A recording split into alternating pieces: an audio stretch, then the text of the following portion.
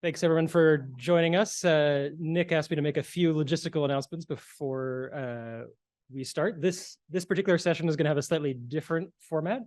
We're still going to have two speakers and a Q&A immediately following, but following the Q&A is going to be a demonstration show and tell with our second speaker, who's brought out a lovely display out there. So we're going to move there before our break at 4.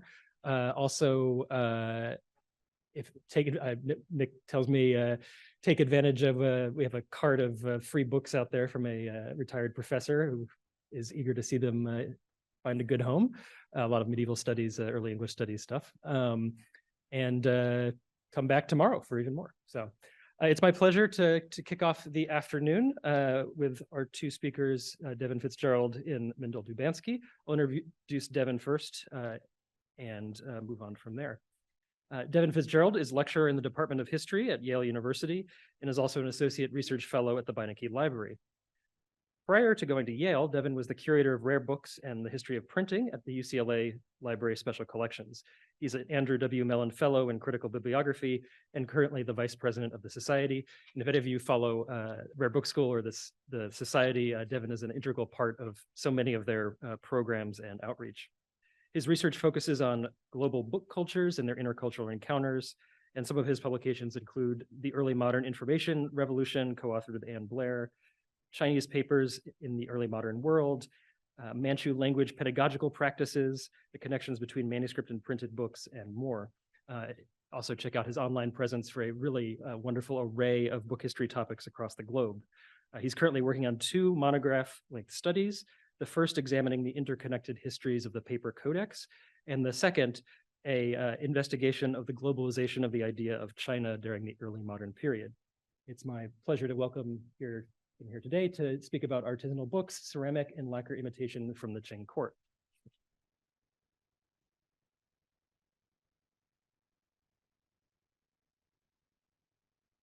Thanks, Mitch, for that very kind introduction. And thank you, Nick and Lynn, for doing such a phenomenal job organizing this conference and including me for this panel, which could also be titled "And Now for Something Completely Different."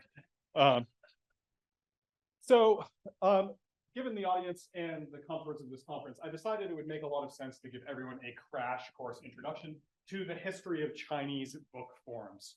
So we'll begin by considering both the evolution and the coexistence of multiple book structures, or as Sonia Germer calls it, the real information ecology, in which things coexist at the same time, and it's not a direct evolution from one form to another.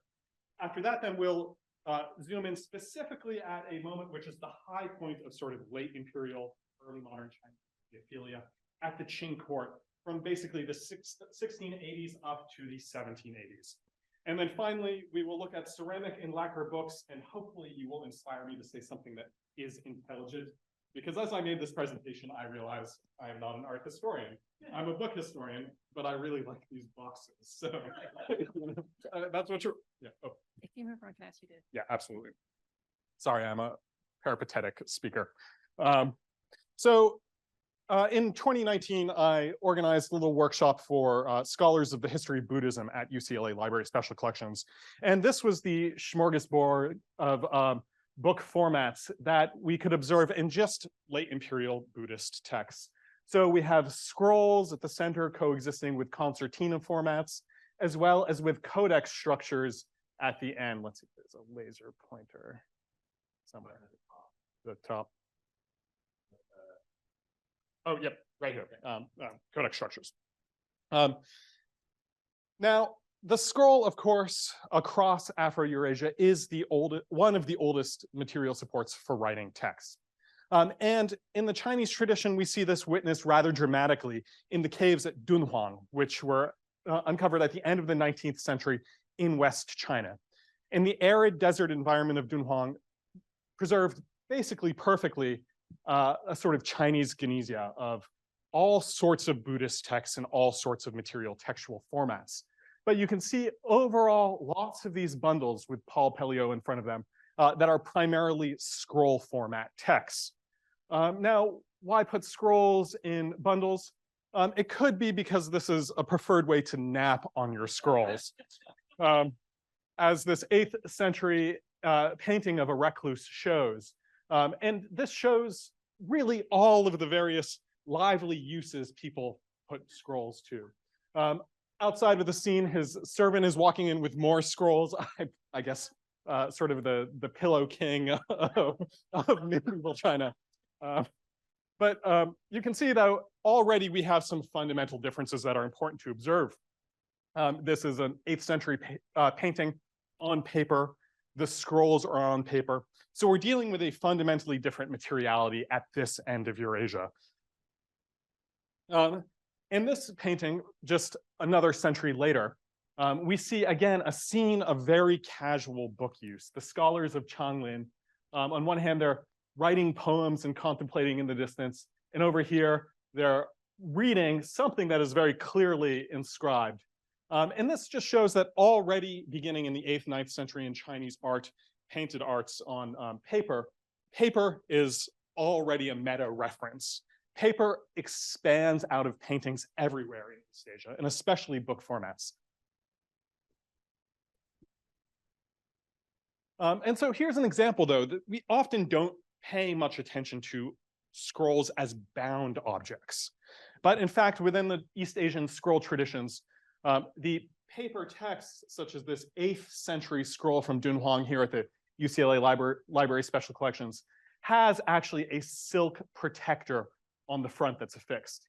Here in this bilingual scroll in Manchu and Chinese, we can see the bundle of imperial silk. So this is from the imperial silk manufactories in Suzhou. And of course, it's fraying at the edges.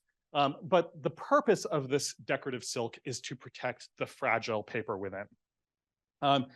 And here we can also see that scrolls continue to be used. So our earlier examples were from 8th, 9th century paintings.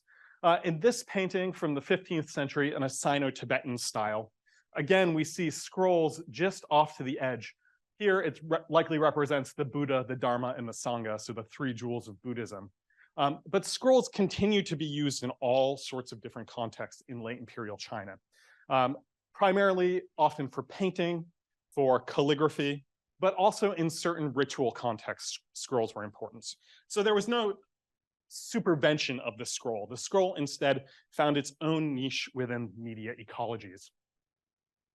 The next form I'd like to talk about briefly are concertina forms, which a lot of scholars of East Asia tend to think of as intermediary states between the evolution of the scroll to the codex. But given that Dunhuang, that corpus of materials, is our real single witness to Chinese textual forms from the Middle Ages, concertina, scroll, and codex all exist in that one corpus. So it's hard to talk about a linear evolution. In later periods, concertina forms took 2 sort of distinct and related forms. And even in the 9th, 10th century, Chinese scholars noted that these forms were coming from Central Asia to China. On the top, we have, again, a sort of Laparello format. And here are single leaf manuscripts called poti. This comes from a sort of South Asian palm leaf manuscript tradition. And they coexist in China, but because of the flexibility and affordability of paper, this form within China becomes the most popular. The single leaf poti sort of lives what I consider the sort of tantric block. So Mongolia, Tibet adapts this in homage to in South Asian palm leaf traditions. The nice thing about concertina formats is that they survive in great abundance, and they form some of our best archival witnesses to early Chinese bookbinding forms. Unlike codex structures, they're in fact clamped in, these tend to be wooden boards, and often they have silk from whichever dynasty produced the sutras on the front. In this case, these are from the Qisha canon at Princeton University. So this is a 13th, 14th century silk on the cover. And this provides some of our best references to textile production in the early modern period, or the pre-modern period, because sutras exist everywhere, especially in Japan, Beijing, but they were stored in monastic libraries and survived through multiple dynastic traditions much more readily than more flexible paper structures, which we'll look at in a moment. Now, concertina forms, as I mentioned, immediately became associated with Buddhism. And we see this persist throughout all sorts of different artistic representations. In this 1440s illustrated biography of the life of the Shakyamuni Buddha, who actually grew up in China. I don't know if you guys knew this, that the Buddha was Chinese, but here you go. So this illustrated biography of the life of Shakyamuni. Here we have Shariputra, and this is the creation of the first Buddhist canon. And so here we have a library, and this imaginary library is full of concertina structure books. Now, one reason concertina formats work particularly well for Buddhist texts is because they're very easy to chant with. They stay open when you fold the page. So you really just need a finger and you can flip through. And sometimes, especially in the 16th through 19th century, reading became irrelevant to releasing the power of scriptures. You would take the concertina book and just kind of, I think the technical term is slinky it back and forth, and it would be equivalent to the act of reading. Here again, we see an 1808 copy of that exact same image. So this is a 1450s edition. Here is an 1808 re-edition. This is a commercial edition. So again, we see here, at least, it looks a little more India-y. But we once again have a large concertina library. We have Shariputra at the front, and all of the various arhats here collating Buddhist texts.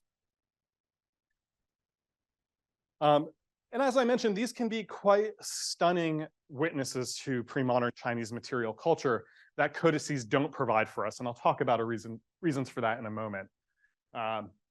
But here we have a great example of the sorts of ranges of silk we expect to see. So here is a 1780s monastic publication where this was printed in honor of the donor's mother. And so here is just a raw silk covering. These three bindings are all from the Qianlong imperial canon, so the Buddhist canon. And so these are high quality imperial silk brocades.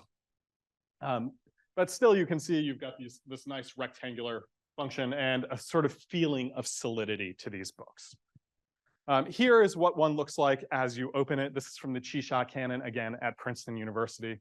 And so here, the nice thing about concertina forms is as an intermediary state structurally between scrolls and codices, they can be unrolled in ways that preserve the pictorial features of scrolls, but then, of course, can then basically go into saddle book with codex style structures.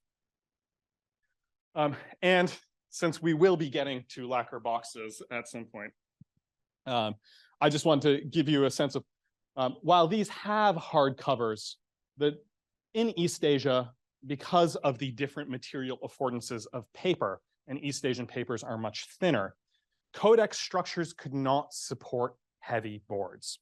And so that meant that basically we had a material adaptation of the codex because there is only one evolutionary origin of codex structures. They all develop in the ancient Mediterranean, travel across Eurasia, and get to East Asia, where the realities of paper create different structures. So here, now the turtle's shell of the codex is a separate feature. It's a book box. But these are rather rare. And this is an example of a Qing Imperial Zitan. It's a type of evergreen cypress box. So now to the theme of this conference, which is the codex. I said something provocative just a moment ago, which is that there is only one history of the codex, and it's a global Afro-Eurasian history that then becomes a American history after Columbian exchange. And this is because there is, in fact, no evidence of sewn binding structures for East Asian texts prior to the arrival of Nestorian's Manichaeanism. And all of those early witnesses are from the caves in Dunhuang. So if you're looking at Chinese codices and you walk into a rare book vendor in a place like Beijing and Liulichang, you will see something that looks like this. This is in some ways rather alienating to how we assume codex structures should look. But here we have multiple thin fascicles held together by boxes. These are more or less all in the same blue, which is the most common boxing color. And you'll notice the thinness of these fascicles, again, has much to do with Chinese paper and its flexibility. Here you can see that flexibility on display, and this is something I like to do to freak out my colleagues in conservation, which is that I've taken the cover pages of these books and folded them over underneath, because this binding structure was intended to be flexible and disposable. In fact, these thin thread-bound structures is the most advanced and sophisticated mode of conserving books that we see in East Asia. Prior to the middle of the 16th century, this thread binding, this simple binding, was not common. But in the 1530s, a Ming magistrate walked into the archives in Nanjing where all the census registers were housed. And in the 1530s, the current use was something called a wrap-back binding, which is you would take this sheet of paper and it would actually be pasted with a wheat starch over the back of the spine. So what happens in human Nanjing when you have wheat starch at the back of books? The books were all eaten. Rats and pests had basically consumed the central archives to the point of no longer being recoverable. And so then an edict was promulgated to the effect that henceforth, only string binding structures could be used. And so this structure, these strings are actually purely aesthetic. There is a paper nail here and here holding the text block together. And so the strings are basically only really holding the cover on. And so part of Chinese book maintenance practice, and this is sad for us as book historians, was every 20 years or so, taking your books out, airing them, throwing away the wrappers, and then rebinding the book. Usually, most books you'll see are in, again, these blue colored boxes. So for the history of Chinese bookbinding, and not a critique of my field, but there's only one monograph that's really been written on the aesthetics of Chinese books and book boxes, and it's from a 2019 exhibition in Taipei of the Palace Museum collection, where they pulled out these imperial silk boxes because we're lucky to have the last dynasty's libraries more or less intact. But trying to do binding history of anything really before 1600 is more or less impossible, even though we know other structures and divergent forms of books existed. Instead, we're left with an archive that does indeed look mostly like this. So here we can see a late 19th century or maybe 18th century box with ivory clips. In the back, we've got a sutra. Here is a southern structure instead of an four-side enclosed box. Because of the humidity in the south, you use these two boards of wood called a jiaban just to hold the various fascicles together, but then air could circulate freely around the whole book.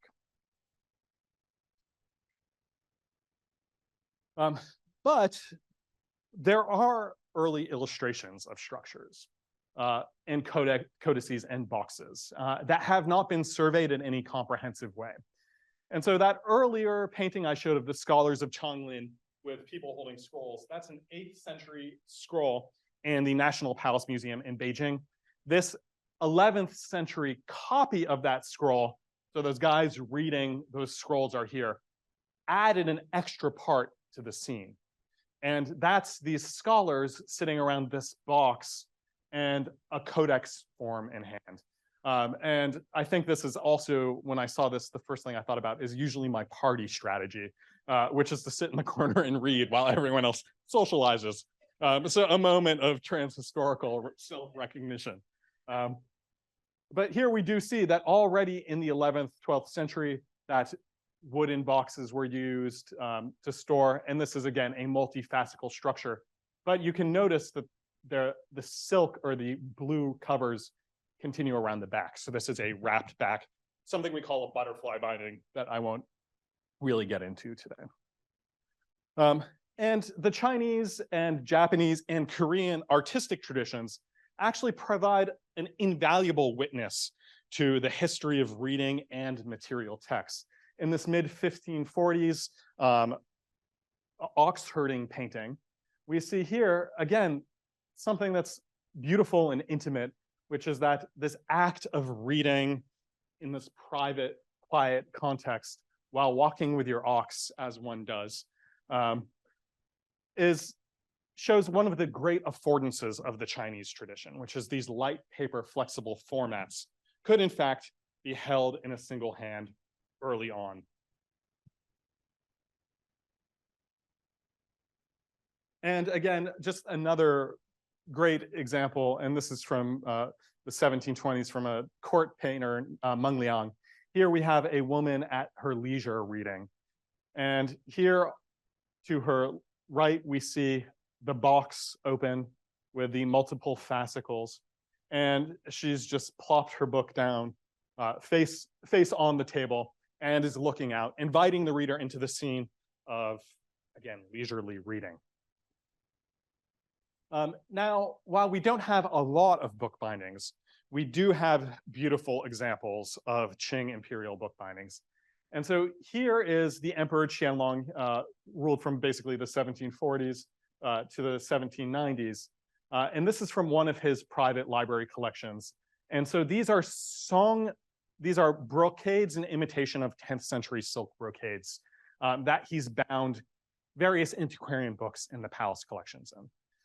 So, you know, it's of the, like, I don't know how many Chinese books I've looked at in my life at this point, but like in the wild, in hundreds of libraries, I have never seen this quality of silk on a single book. So here we're talking about an imperial elite consumption practice. Scholars would consider this overly ostentatious, again, preferring the blue, the disposable. If this is supposed to be disposed of every 20 to 30 years, which obviously it wasn't, this would be quite an investment.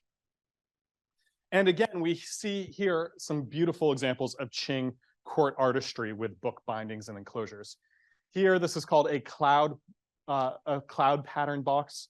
And again, we have imperial brocade on the outside, a silk brocade covers on the book, even decorative corner silks, and this elaborate cut pattern to the box, this cloud pattern. And here we have just as extra as we possibly can get, a lacquer box designed from imperial workshops to fit perfectly this miniature. We call this a sleeve size edition. It was to fit in a scholar's sleeve. And again, these multiple fascicles. So this would have just been a beautiful object that the Qianlong Emperor was so fond of surrounding himself with. And just, again, a few more examples. This is from the school of Meng Liang. And so even if we don't have a lot of surviving book boxes and enclosures, what I hope we can do in the future is start making note of when these appear in Chinese paintings, because there has been no systematic study of readers in Chinese paintings, period. And I realized as I was preparing for this presentation that my anxiety around when were book boxes invented and how were they used? Well, we've been ignoring an obvious archive that survives, which is all of these paintings. And again, here we have the mid-18th century version of the Victorian triple-decker novel in its small format before a female reader. And this is the most common size of book you expect to see for vernacular fiction. And finally, returning to books as pillows, because this really is an important function. In fact, Mao Zedong very famously slept with half of his bed covered in books. And so you can see that he's part of a great literati tradition. Here, the book box is used as an armrest. And again, this is from that school of Meng Liang, and it's a silk armrest. And you can see this format is quite a bit larger, so it's a more serious, solid book, even though he's more interested in children at play. And finally, back to Sonia's point again, these formats coexisted. In this mid-1540s illustrated life of Confucius from the scene when he's editing the classics. You can see that the editorial work in 500 BC included codices, which didn't exist yet, included concertina forms, which didn't exist yet, and also included small codexes. And also here we have some practice with medicine because he's editing medicinal texts. So at least in the late imperial, early modern Chinese mind, there was no single textual form, but there were specific uses associated with different textual forms. Now, okay, I'm gonna zip along now. Okay, rulers were capacious readers in the Chinese tradition. And so early on, this is an illustrated scene from a book printed in the 1580s of Emperor Han Xuandi, who ruled in the mid-50s BC and was an omnivorous reader. And so this imagined scene of readers, rulers as readers persisted through the late imperial period. It even extended so far as the kings of hell, who, of course, when you arrive in hell, as one does, they check their various archival registers of your sins and deeds. And so these are 10th century or 11th century paintings of the kings of hell. So hell was already a bureaucracy, which I'll talk about librarianship later. But sorry. Okay. So, but here we again have multiple textual formats available to readers. Now, in this beautiful 1680s portrait of the Emperor Kangxi, we see for the first time ever an imperial reading portrait taken from a sitting emperor. This was done by court painters, perhaps a Jesuit painter. It hasn't been definitively identified, but this use of shadowing here, which is not preferred in the Chinese tradition, implies that it was a Jesuit painter at the Qing court. Shows a moment when monarchs posturing as readers was incredibly important. So why the Qing dynasty? Why have our first monarchs pose as Confucian scholars? It's because the Manchu rulers of the Qing were semi-nomadic invaders who conquered China in 1644. And much of their public art and self-presentation was a balance between their reminding people that they were nomadic invaders and also appropriating the role of the Confucian monarch who rules through civil government. So the Emperor Kangxi's son, the Emperor Yongzheng, also sat for similar paintings. And in fact, every Qing emperor sat for readers' portraits. They're rather interesting. Here, the Emperor Yongzheng is in the Yuanming Yuan, in a very intimate scene where he's drinking, warming his feet, and reading something probably not so serious. In this portrait on the left, we see a reminder of his inner Asian heritage while he's sitting on this embroidered cushion, much like an inner Asian monarch, but surrounded by the trappings of Chinese governance. And again, notice these beautiful brocades on the boxes. And it's also in this period, the 1720s, when we start seeing the introduction of still life, primarily from Jesuit artists. I'm not going to spend much time on this, but here the title of this painting is An Imperial Gift of Books. And again, we see this brocade. We also see inkstones mined from Manchuria, most likely, preferred by the Qing court. So reminding scholars that you're literally grinding your ink on a Manchurian foundation. And also we see 5 minutes. Okay, great. That's perfect. We're gonna screens. Here's a great example of a Korean chekwari. So this trend spreads from the Qing court. And thanks for keeping me on track, Mitch. There's a lot of context to build in this, so we could all go on this journey together. And now we're going to look at some books. And so primarily the person responsible for making the book boxes we know we have is the Qianlong Emperor. And he was a person most associated with playful, fictive surfaces, objects that looked like one object but weren't another object.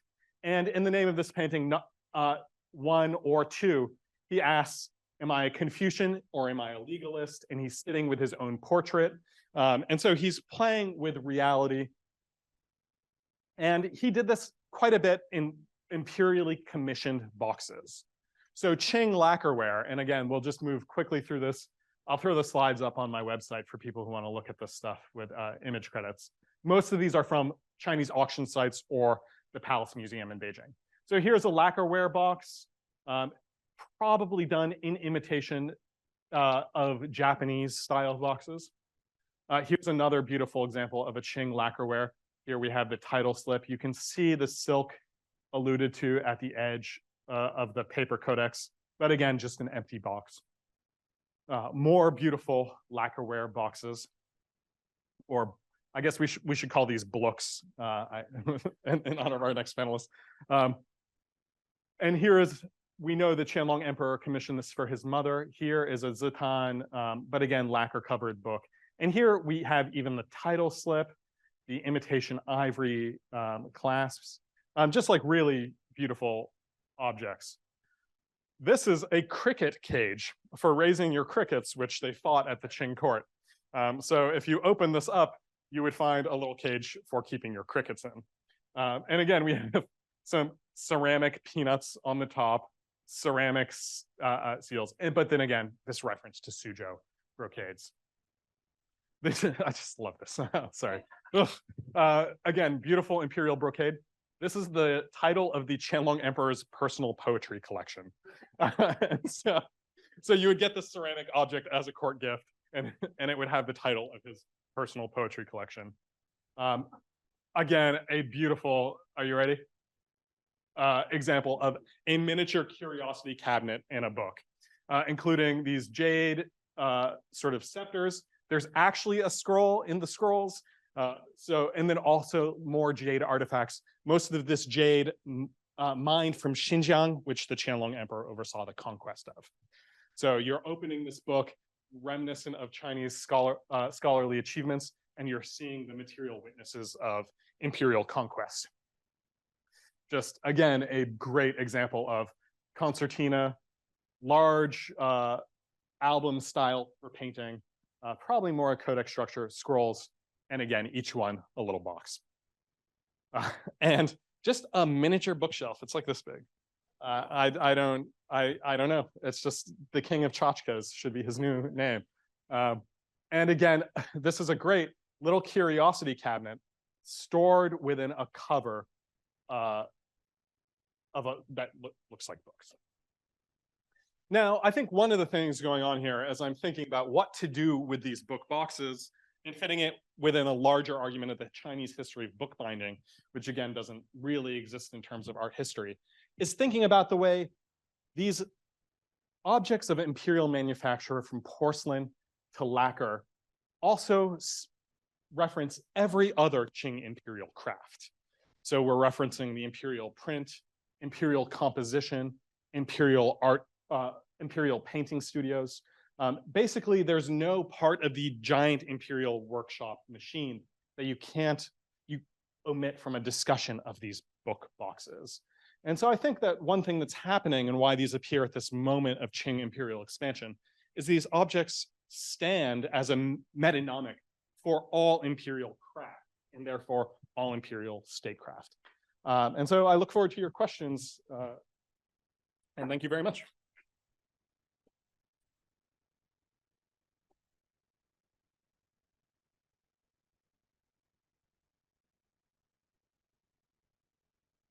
Thanks so much, Devin. This is a perfect segue here to our next presenter, Mindell Dubansky, who's a book conservator, librarian, author, and craftsperson. She's been the museum librarian for preservation at the Met's Thomas J. Watson Library since the early 1980s. She studied book conservation at the Camberwell School of Art and Craft in London and librarianship and preservation administration at Columbia. She's authored several monographs on book and paper arts, including Pattern and Flow, A Golden Age of American Decorated Paper from this year, The Art of Books That Aren't, which I believe we have copies here from 2016, and a fantastic 2009 Grolier exhibit catalog that's worth checking out.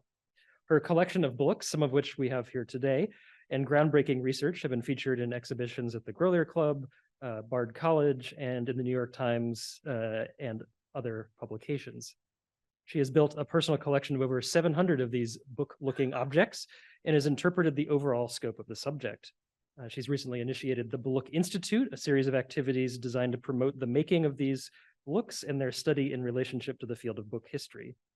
In addition to an exhibition scheduled for 2025, she's curating an exhibition of 19th century American stone books from the collection of Ian Burke at the San Francisco Center for the Book, and another exhibition of books from the Lynn and Bruce Heckman collection to the Thomas J. Watson Library.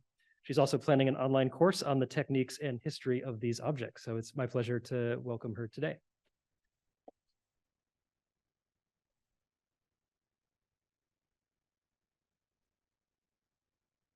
Thanks for having me. Thank you, Nicholas, for inviting me. Is this the microphone I'm using or this one? Either one? This one? Okay, okay. So, and here's my flipper. Yeah, okay. Okay. Oh, here I can look right in front of me. Well, that was a great introduction, and I can be faster now. Oh, I'm gonna set a timer because I don't want to go. I know that you want me to be on time, and I like to talk freely because I think it's, I mean, you know, it's engaging, and who knows what I'll say, but hopefully my slideshow will guide me. So I'm going to first introduce you. I mean, the reason why I'm doing this is because I really do want the subject, the study of book-shaped objects to be taken seriously. And I would love it if it became part of an academic curriculum. And I understand that one of the main reasons why it isn't is because there's no public collection to study. And I think I can remedy that. And it just all is happening now. So did I start it? Oh yeah, I started. Okay, good. So I'm just going to introduce you to some collections and then some subjects. So my collection, which I've been working on building for over 30 years, includes, as you said, over 700 books from international scope from the late 1700s to the present. These are the resources that I have to offer. Of course, my book, I have a website and our blog, and I'm recently making my collection open to researchers by appointment at my home in Tivoli, New York. And that's as part, and it's already, people have been coming and making dates and spending the day looking at things. And my concept of the Book Institute is basically a fantasy I've had for a long time. And it includes a multifaceted effort to make the general public and scholarly community aware of the subject. So, now Bruce and Lynn Heckman, I had a couple of friends over the years who I shared my obsession with.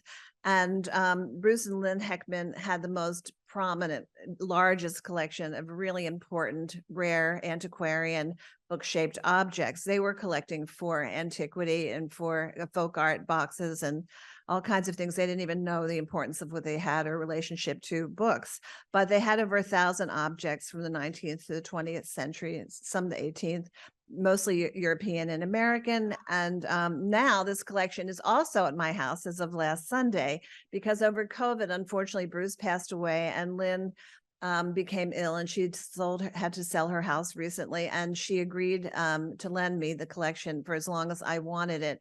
And this means that there are 1,700 books at my house. So this is an opportunity for anybody who's really interested in the subject to dig deep, which is why I also feel this great responsibility to promote the subject at this time and not wait till I retire. So should I ever have that one opportunity? So now initially I tried to find a home for this collection, and I tried for several months, and I'm still trying to find the appropriate institutional home for this collection. So if any of you have interest in that, please let me know. I'm happy to have dinner with you today or tomorrow, talk to you about it. I'm not in a rush because I have plenty of work to do.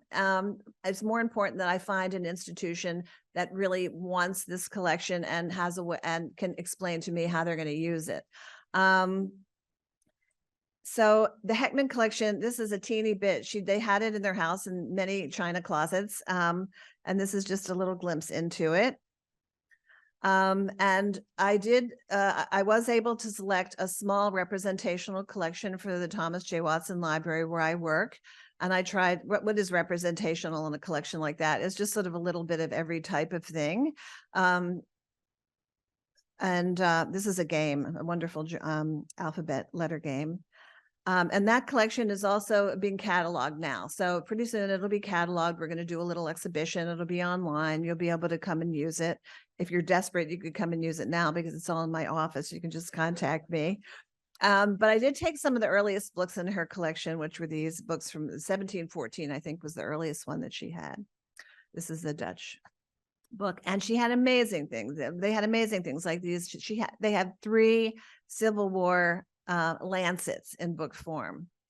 And this lovely little beaded book that is so sensitive to what books really are like. And this wonderful marriage spruce gum box from Maine that has photographs embedded in it. Many photographs are embedded in Blooks. I know, I hope I'm not, I guess I could keep track. I'm doing pretty good. 4 minutes. I'm going to slow down. So if you think I'm going too fast, just tell me. But so Ian Burke, this has been one heck of a year for Blooks because Ian Burke is another man that I knew who lives in San Francisco. And he had a background in studying the study of geology. And he is a real estate broker. The Heckmans I neglected to mention, both of them were medical physicians. And so Ian became enamored by stone books. And it's because he also collected American decorative arts, and he went to the antique shows every year in New England. And he had an epiphany, like I did, like probably all of us did, the thing that made them do what they do or interested in what they're interested in, where he found 2 stone books, and then the rest is history. He has 500 stone books in his collection, and he has a wonderful website, which you can all see, called American Stone Books. Take pictures of these slides if you want to. Also, there's a handout that has all this information on it. So then I call Ian up. I called the San Francisco Center for the Book up because I wanted to give a talk about my paper book there when I'm going to Codex later in February. And then it just hit me like a lightning bolt that Ian's 500 stone books were like a mile away physically from the San Francisco Center for the Book. So of course, that's the only place there could ever be a show of the stone books because they're all rocks. So I just said to her, do you want to have an exhibition of stone books? And then I called Ian up, and I couldn't talk to him because he was ill. So I'm like, oh my God. So I just said to his wife, well, do you think, even though can we have an exhibition of his books? And she said, yes. So it's going to be in April. It's really fast, but fortunately everything's been cataloged on his website. So there's very little work to do. And I've already selected everything. There's only going to be about 78 books, stone books in that exhibition.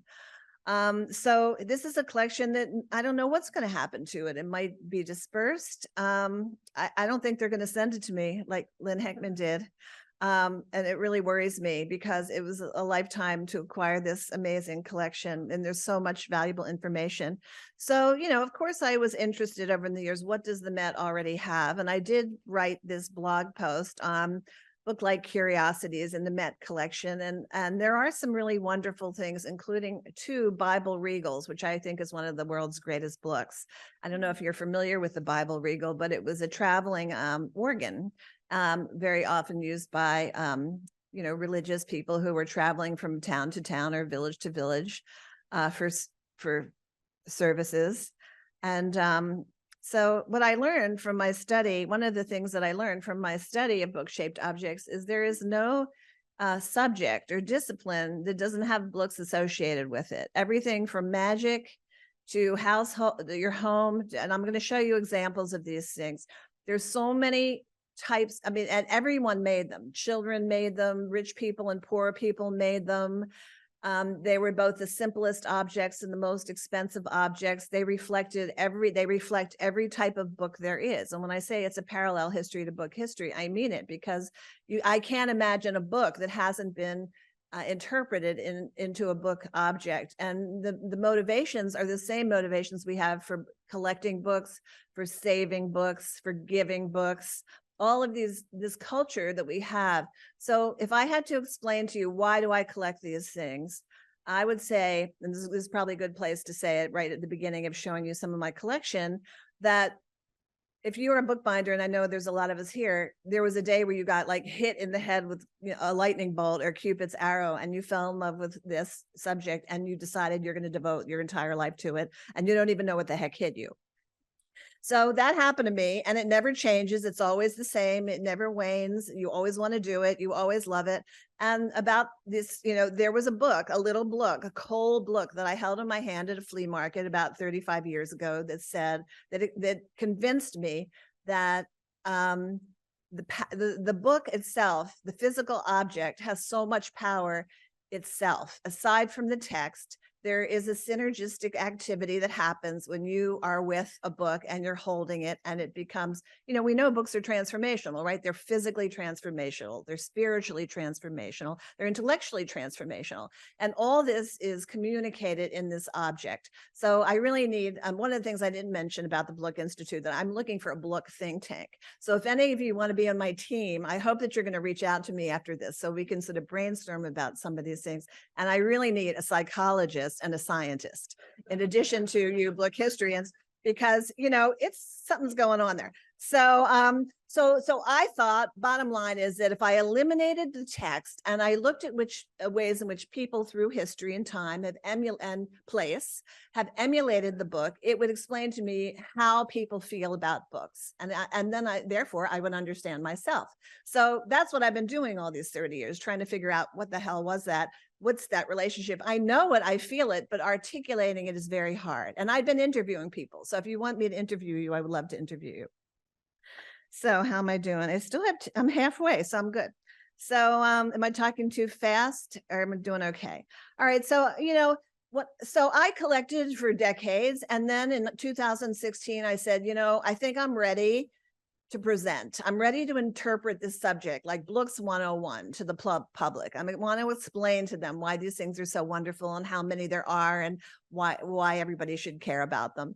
And so I had this exhibition at the Grolier Club. I wrote the book and I made a stab at it. And now I'm going to go a little deeper, like in this next exhibition I'm having at the Center for Book Arts in 25. Hopefully that'll all work out. I really want to explore, yes, it's going to be a book exhibition and a artist book exhibition, but I'm really hoping to explore more than the objects and the physical nature of the objects, and talk more, kind of communicate more about the human relationship to the object through the illustration of showing these things. That's my goal. So so some you know this already, but some people always ask me, how do you find out about something that there's very little published about? And so how did I learn about my books besides just talking to people, which I do all the time? I love talking, interviewing subject experts. But I did a lot of research in trade catalogs, and this is a really charming one. In the bottom line, you can read it. It says, it's made in the pattern of a small book, offers a very light and neat article for lady canvassers to handle. So I'm picturing all these lady canvassers in the 1870s going door to door selling their books. How wonderful. But there's a lot of things pop up in the trade catalogs, strange things like some of the gag books, which I only brought one to show you today. I really love gag books. Humor is a big subject.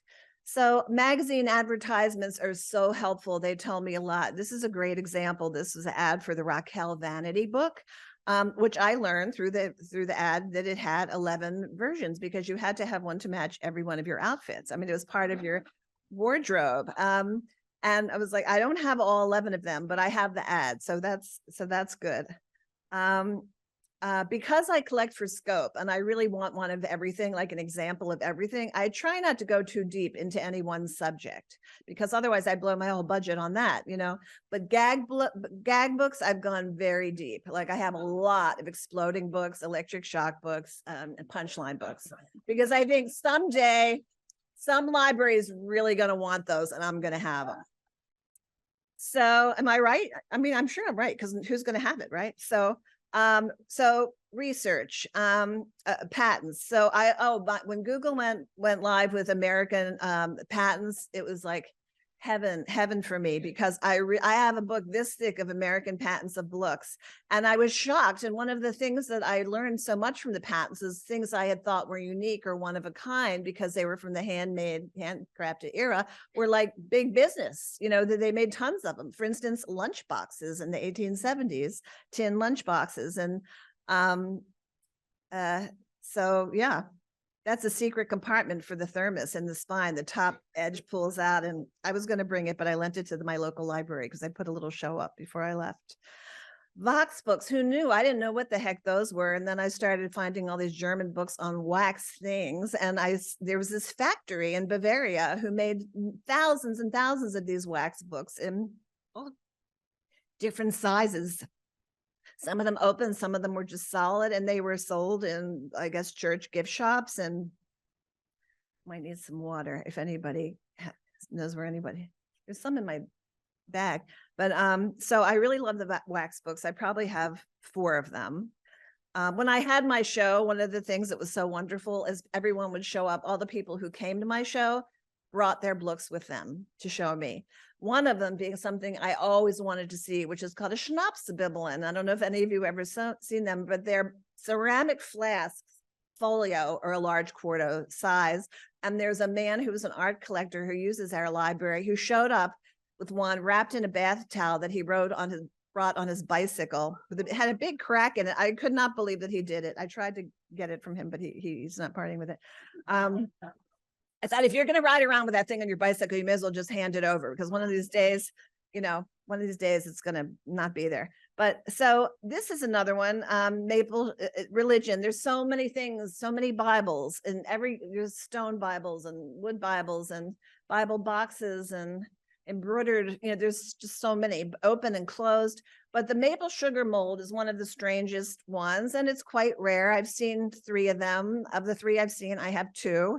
And they're Canadian. I found out the other day because I have a new friend from the Maine Forestry Service, retired, who's been helping me understand all the things made in New England and Maine in the 19th century and the history of spruce gum. But the Bibles, he said, were definitely Canadian, because the French are the ones that made the cakes of the cakes of maple sugar. So I brought this one today. I brought the other one, the Bible mold, and also this. So there are many books of the Bible, and there are patented ones. I have a patented one. It's called the Book of Books. But this was a handmade one that someone's parent made for Joey. And just recently I found another copy of the card that's on the front of this box. So because I wanted to find one so I could see what was on the back of it. And it's called the Bible Memorizer card. And it's here. Really charming, sweet, love things. I mean, do you all remember when your parents used to make you funny little things to take to school? Like my father made me a mummy. I wish I still had it. And it reminds me of these these projects that you did with your parents when you were little in the basement. So commemoration is a catch-all subject, because I call it commemoration as a topic because these are book objects that are commemorating specific events, specifically a lot of mourning objects, also commemorating historical events, Civil War battles, earthquakes, love marriage, all kinds of life's events people made these things for. This is a memorial book from slate. These are usually small. You hold them in your hand. They're very moving objects. And you can feel what image is more moving than those hands reaching towards each other from across time and space. It's just heartbreaking when you see these things. You really feel it. This is a marriage box. And I saw another one recently, just obviously made by the same person, that's in Estonia. So photography, huge subject. There are book-shaped 19th century photo cases, boxes, and this obviously was made by an album producer, because it even has the spring clasp, which doesn't make any sense at all on a box because it's not going to grow. I mean, the spring clasps on the albums were because if you overstuffed your album, it had some room to expand. In this case, it's not necessary. See what else there is. Oh, well, also, I think there's spruce gum boxes have some photos in them. Lots of things. Stone books have photos in. There's a lot of photography in books. So travel souvenirs, I brought one example. There are many, many souvenirs. And souvenir is a kind of a loaded word in the world of Blooks because it means different things in different eras. So sometimes I would say there's travel souvenirs. You're going around and you're picking up a memento of a place. But then souvenir in the term in the context of remembrance is quite different, because sometimes those are love tokens or kind of, memorializing an event. This object is here, so you can see it. It's one of a multi-volume set, which I don't have the whole set. I only have one, but it's sort of an encyclopedia of classical and Renaissance art that tourists could buy and take home with them and remember their trip. I love all of the World War I Blooks. There are so many World War I related Blooks that are World War II also, and more in general, moving objects. And the trench lighter, which is like a gasoline lighter, because you couldn't have matches in the trenches. I mean, they'd be wet. So everybody had these lighters and they made them. And there were tinkers in the field and, metalsmiths, and they made them out of the old shell cases and the parts of these, shell casings and driving bands, and they're different sizes. They're always copper and brass, and sometimes they're very simple and humble, and sometimes they're really beautiful, like this particular one is, which I have on the table. This one's French, but people from many countries made them. I've seen German and English ones as well. This cracks me up. So I did find the patent for this box, but it did not say, it was not billed as a liquor box. It was just a box that you could use for a lot of things. But in this case, this company, Mr. Store, maybe, I don't know, decided to use it for Secrets of the American Cup, The Cause of the Controversy, Volume 1. He's pretty, the volume numbers is a whole subject of study, people. Like sometimes it's like volume 17, and there's not 1 through 16 or anything after 17, but like, what does that mean? They wanted you to know it's part of a really important set of something. So anyway, lots of alcohol. And I'm very, very proud of and puns on titles of real books and alcohol too, like the story of 4 swallows, 2 swallows, 3 swallows, like prohibition box sets of little liqueur, and lots of food and candy related objects. This one I attributed, I'm very proud of myself, because I was like, this has to be a real book. Huntley Palmer, you probably all are familiar with their tins, especially if you're British, very collectible objects. They made many book tins. And this one is a cottage roof binding. And it was like, wow, they really went formal. This must be a gentleman's Christmas present, and our library has everything. So I went and I found a 19th century, I think it was late 19th century. It could have been early 20th century, big quarto, I think it was a quarto catalog of the British Library. Lo and behold, there it is. I was able to find the book that this was copied from. So, and I put the title and date here, 1704, but I never saw it published anywhere. No one bothered to attribute it before, which amazed me. But if I didn't work for the Watson Library, I probably wouldn't have been able to do it either, because I'm sure it's a very rare book. So the Cheffonette, if I had, people always say, what's your favorite? I mean, I can't say what's my favorite, but I really love the Cheffonette. And the Cheffonette was invented, I think she may have been a librarian, Hazel Terry, in 1939. I think she was from Indiana or Illinois. I can't remember which the patent says. I have the patent for it. And it was popular all the way through the 1950s, and it kept modernizing, like it had new bookends.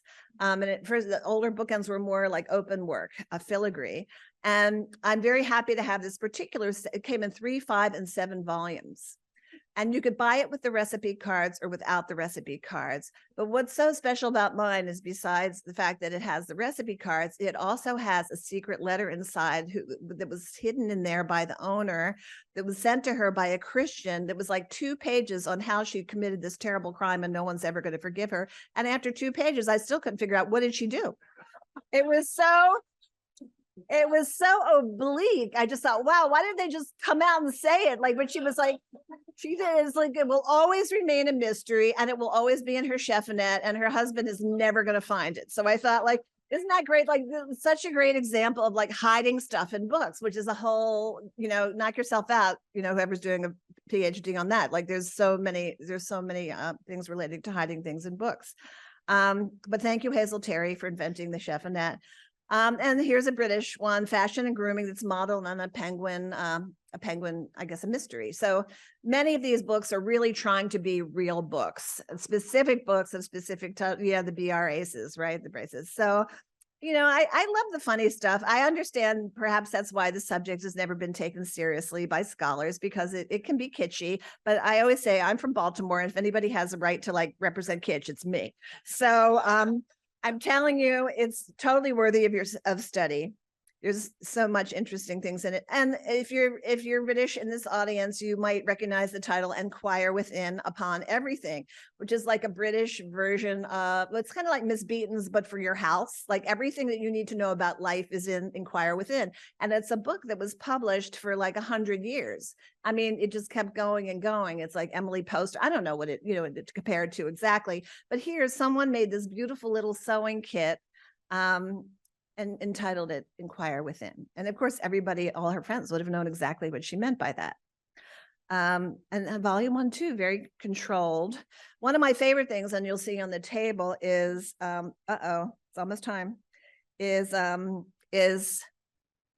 when they make up the Roman numerals. I just love that. You know, they just like, even you've never seen a Roman numeral like this before. Prisoners, lanterns. Lynn Heckman had three lanterns, candle lanterns. These are patented as well. You never would imagine. Mine's called Gutenberg, a Lumiere Foot. So yeah, it's a leather it's a Gutenberg, and it's a leather binding. So that's pretty good. And I traded it for a felt necklace at an antique show that I made. It was really a good deal because I couldn't have afforded it, but I made this beautiful thing. So craft cannot be underestimated. And of course, I brought some books and writing related objects for you to see. This is one. This is amazing. The magnetic grammar. I mean, you'll see it. It's over there. And of course, snake books is a genre. There are many, many snake books. Some of them have metal tongues that bite you when you open them, and mine does. So be careful if you decide to open it. And this is the last one. It's the of course, books and banks. Everybody's familiar with book banks, right? This is a really strange one. That's why I put it in. I can't figure out how you can't open it. Nobody's getting that money out of there. It has a slot, but obviously it was for Emily, whoever she was. And so these are the things that are coming up, but this is all in my handout. So, and I do have a few books that I brought. So after questions, if you'd like to join me over there, I hope you will. Thank you.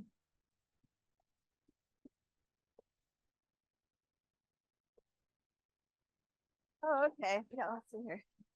Thank you so much. I think we'll take some time for questions, and then we'll break a little early for folks to go look at Mindell's books and get a chance to talk about them. And does someone have the? You do. Great, right up front. Up here. Hi, thank you for both of those great talks. This question is for Devin.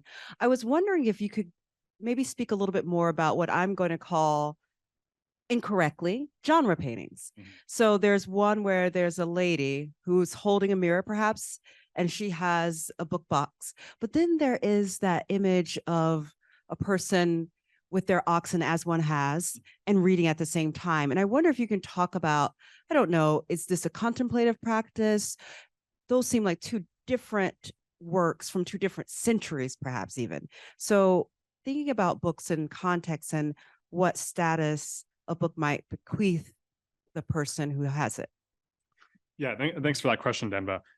So as I was trying to think about ways of creating typologies, right, because this work hasn't been done yet. So I said, what sorts of readers do we have in Chinese paintings? And so I wanted to focus a bit on gender and see, for example, are women reading in ways that are fundamentally and functionally different from men in paintings? And so in that case, the ox reader, it's a sort of traditional Hermetic ideal of the sort of scholar savant who's out herding his oxes and is something of an autodidact. So this is a trope within the Chinese literary tradition. Now, the portrait of the woman by Meng Liang is in fact a couple of around 200 years later, but that sort of idea of woman as reader really exists much longer. And I would say one thing that changes substantially in the 17th, 18th century is the commercialization of publishing beginning in the 1530s onwards creates a more urban elite fantasy of the gamine reader. And so her gaze is very much intentionally inviting you in, and there's sort of hints of eroticism to female readership that go really back to this famous romantic pair from the 12th century, Li Qingzhao and her husband, exchange poetry, Manchu, a different sort of nomadic group invades. Li Qingzhao's husband dies, and she flees with her books, which then are sunk by bandits. And so there's this idea that because the men are engaged in literary cultivation, a hyper-feminized, hyper-literate woman is the sort of, sexualized ideal. And you see that really starting to pick up, especially with the growth of commercial publication and fiction reading from the 17th century onwards. So I think you could do like a whole genre study of women reading and painting, and it would intertwine with probably erotic art to some extent. In a lot of Chinese pornography, you see women reading pornography, which is then picked up in the Japanese tradition as well.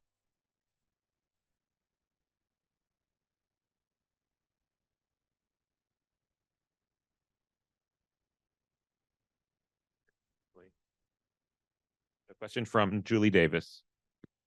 Here it is. I don't mean to monopolize you, Devin, but I'm going to. So thanks so much for what a fabulous pair of talks. You totally made my day. I'm currently department chair, so you can imagine what my day is usually like. So it was such a joy to come here and see two people speaking with such enthusiasm about these wonderful materials. So Devin, you sort of said as an aside, I don't know what I'm going to do with this, like where I'm going to go with this. And I had a thought.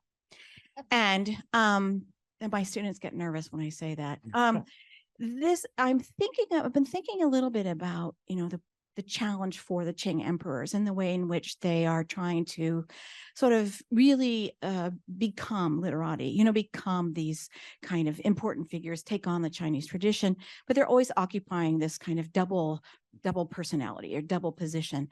And in the way that Qianlong and others are creating this kind of archive of things, creating the archive of the imperial treasures, blah, blah, blah, blah, blah, that whole history. But I'm thinking here about the way that they're making things that look like other things, and how you might fit that up into a longer tradition of just archaism, right? In the ways in which things like dings are being replicated in porcelain. And I just want to throw that idea out as a possible avenue of hooking into a longer archaism. Yeah, there is a long tradition of sort of what Hay calls fictive surfaces in Chinese porcelain and lacquerware. And so really even beginning in the 1540s, we have beautiful ceramics that are sort of look like wood. So the glaze is a wood pattern glaze. And so they're very much engaging with that tradition. And then they're personalizing it in ways that I think the fact that the Qianlong emperor, like your Blooks, like they're named after specific book objects. And so this interplay of the real and fictional is really part of that tradition. But there's also something, I think, fundamentally different, because books are so much a part of everyday lived experience for so many people.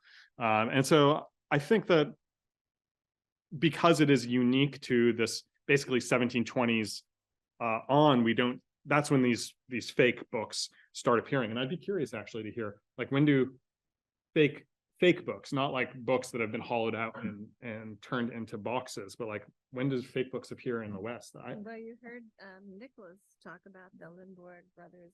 That's 15th century. Yeah. And that's the earliest one that I've heard recorded, I think. It's not on. But the earliest one in the Heckman collection is 1714. It's a snuff box, wood. And I'm convinced that the Roman boys made wax tablets that didn't have that little square in the middle and got them to stick together as gags, but I'll never be able to prove it. But I mean, it's a natural thing in a book culture that people want to make, things out of, humor is an early subject. We have a question from the chat, I think. So Lynn? Yeah, so Doris Duma has asked several questions, one of which I think you just answered, which was the oldest book discovered. And another question, what's the most unusual material used for a book? Oh, in your wow. Unusual material. Boy, I never thought of it that way. Because really all the materials, well, maybe asbestos is one. So in the I mean, I'm making, it could be anything, but that's what my asbestos Holy Bible hot book came to mind, which is a magic prop, for there's a shtick associated with it, and they have a Bible and it blows flames. It has fire, and I have one that is so funny because it's obviously like a hot book gone wrong because that thing is charred. And I always picture like this poor kid, that like was doing this act and you probably burn all his hair off or something. But I don't know. There's so many materials that you can't even believe it. I mean, I have some crazy embroidered, like funny embroidered ones, needlework ones, all kinds of things. I can't think right now. Materials. I see Sonia had a.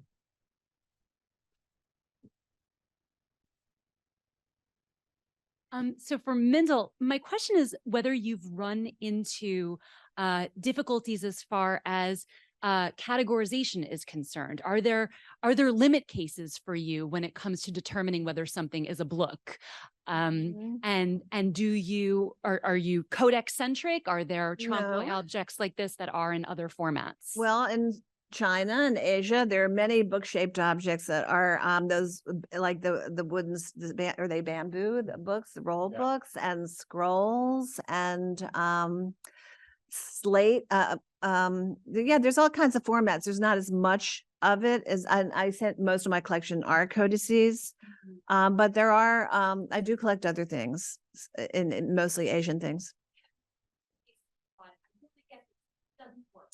Well, I always am ambivalent as a bookbinder about altered books. I hate altered books. I hate that people want to take books and make something else with them. Even though I appreciate those objects, I would go to bookbinder hell if I ever told anybody that I thought that was a good idea, because it isn't. So for example, the gag books, and I really want to show you the early gag books that were made around World War I, were made by bookbinders, and they have publishers bindings, and they were made from printers' waste. They did the right thing. But then by the time the 40s rolled around, and you have a company like Adams, Adams, who made like the whoopee cushions and the sneezing powder, and you remember all that stuff.